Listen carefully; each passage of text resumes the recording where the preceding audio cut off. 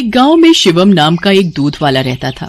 उसके पास 2 भैंसें थी। वो हर सुबह उनका दूध निकालता और पूरे गांव में घूमकर बेचा करता था।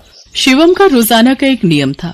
दूध बेचने के बाद उसके पास जो भी दूध बचता था उसे शिवम रास्ते में शिव जी के मंदिर में शिवलिंग पर चढ़ा देता था। उसका दोस्त मंगल रोजाना उसे ऐसा करते देखता था। एक दिन, शिवम, तू इतनी मेहनत से पूरे गांव में दूध बेचता है और जो दूध बच जाता है उसे तू शिव मंदिर में चढ़ा देता है। बाकी लोग तो शिवलिंग पर थोड़े से दूध में पानी मिलाकर चढ़ाते हैं। तू भी ऐसा किया कर और बाकी बचे दूध को इकट्ठा करके उसकी दही और घी बनाकर बाजार में बेच दिया कर। इससे तेरी दुगनी कमाई होगी। मंगल, मैं भोलेनाथ को अपना पिता मानता हूँ, इसलिए उनकी भक्ति और सेवा करता हूँ। भोलेनाथ की कृपा से मेरी इतनी कमाई हो जाती है जिससे मैं खुश रहता हूँ। शिवम मंगल की बात पर ध्यान नहीं देता। वो नियम से ही रोजाना दूध चढ़ाने का कार्य करता रहता था। एक दिन मंदिर के पंडित जी ने शिवम से कहा, शिवम, तू हर दिन महादेव का दूध से अभिषेक करता है। तेरी क्या मनोकामना है जिसके लिए तू ये सब कर रहा है? पंडित जी, मुझे भोलेनाथ से कुछ नहीं चाहिए। मैंने कई बार कुछ लोगों को दूध में पानी मिलाकर चढ़ाते देखा तो मुझे लगा भोलेनाथ पानी मिला दूध पीकर कमजोर न हो जाए, इसलिए मैं उनको दूध चढ़ा देता हूँ। अच्छा, फिर ठीक है। एक दिन गांव में तेज बारिश हो रही थी। बारिश के कारण शिवम दूध बेचने नहीं जा सका। उसका आज सारा दूध बच गया था। उसने सोचा, आज इतना दूध बच गया है, मैं इसे शिवलिंग पर चढ़ा आता हूँ। शिवम, ये दूध तो बहुत सारा है, ये तो बहकर खराब हो जाएगा। तो फिर मैं इस दूध का क्या करूँ? पंडित जी, मैं ये दूध घर वापस भी नहीं ले जा सकता और ऐसे तो ये दूध खराब हो जाएगा। तुम एक काम क्यों नहीं करते? तुम इस सारे दूध की खीर बनाकर भोलेनाथ को भोग लगाकर गांव में खीर का प्रसाद बांट दो, इससे तुम्हें पुण्य मिलेगा। पंडित जी, ये तो आपने बहुत अच्छा विचार बताया है। मैं अभी जाकर बाजार से खीर का सामान लेकर आता हूँ। शिवम को पंडित जी की बात अच्छी लगी और वो बाजार से खीर बनाने का सामान ले आया। शिवम ने खीर बनाकर भगवान शंकर को भोग लगाया और सारे गांव में खीर का प्रसाद बांटा।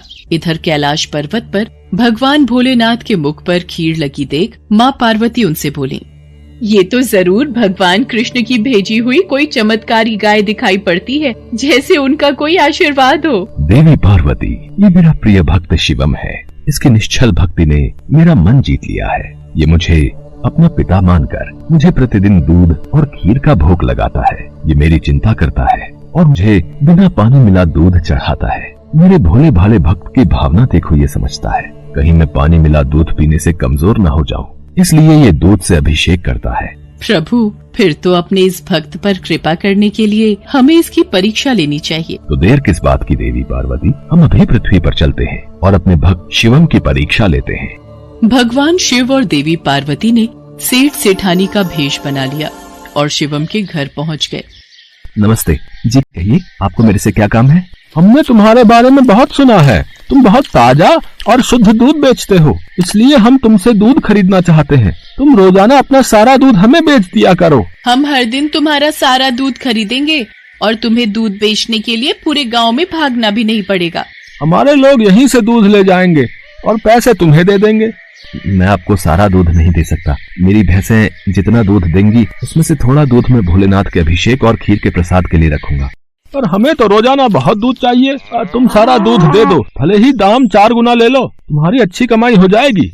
नहीं सेठ जी, मैं आपको सारा दूध नहीं दे सकता। आपको दूध लेना है तो मैं शिव मंदिर के हिस्से का दूध अलग करके ही आपको दे सकता हूँ, नहीं तो कोई बात नहीं। चलो भाग्यवान, हम कहीं और से दूध पता कर लेंगे। ये तो कोई बहुत बड़ा शिव भक्त जान पड़ता है।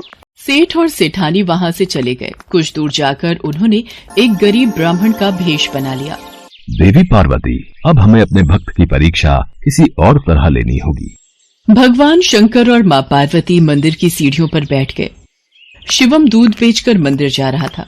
उसने एक गरीब ब्राह्मण ब्राह्मणी को रोते देखा। आप दोनों क्यों रो रहे हो? मुझे अपनी परेशानी बताओ, शायद मैं आप दोनों की सहायता कर सकूं। बेटा, हम दोनों कई दिनों से भूखे हैं, हमारे पास खाने को कुछ नहीं है। आप परेशान मत होइए, मेरे पास कुछ दूध बचा हुआ है और एक डिब्बे में ये खीर है। आप ये दूध पी लो और ये खीर खा लो, इससे आपका थोड़ा पेट भर जाएगा। भगवान शंकर तुम्हारा भला करें बेटा, आज तुमने हमें ये दूध और खीर खिलाकर तृप्त कर दिया। यदि मैं आपको भूखा छोड़कर भगवान भोलेनाथ को ये दूध और खीर का भोग लगाता तो वो भी इसे ग्रहण नहीं करते, क्योंकि जिस तरह से मैं उन्हें अपना पिता मानता हूँ तो वो भी तो आपके पिता हैं। तो मैं उनकी संतान को भूखा कैसे रख सकता था, इसलिए मैंने ये दूध और खीर आपको दिया। पर बेटा, ये प्रसाद और दूध तो तुम भगवान भोलेनाथ के लिए लाए थे, तुमने हमें दे दिया। तुमने हमारे लिए अपना नियम क्यों तोड़ दिया? शिवम की भोली भाली और पवित्र बातों को सुनकर भगवान शंकर और देवी पार्वती अपने असली रूप में आ जाते हैं। उन्हें देखकर शिवम उनके चरणों में गिर जाता है। शिवम, मैं तुम्हारी सच्ची भक्ति से बहुत प्रसन्न हूँ। मांगो, क्या मांगते हो? प्रभु, मुझे आपकी भक्ति के सिवा और कुछ नहीं चाहिए। मुझे आपकी भक्ति करके जो खुशी मिलती है, उससे बढ़कर मेरे लिए कुछ भी नहीं। शिवम, तुम मेरे सच्चे भक्त हो। आज के बाद तुम्हारे जीवन में कोई दुख नहीं रहेगा। मेरा आशीर्वाद सदैव तुम्हारे साथ रहेगा। शिवम को अपना आशीर्वाद देकर भगवान शंकर और माँ पार्वती अंतर्ध्यान हो जाते हैं। उस दिन के बाद शिवम का जीवन सभी प्रकार के सुखों से भर जाता है।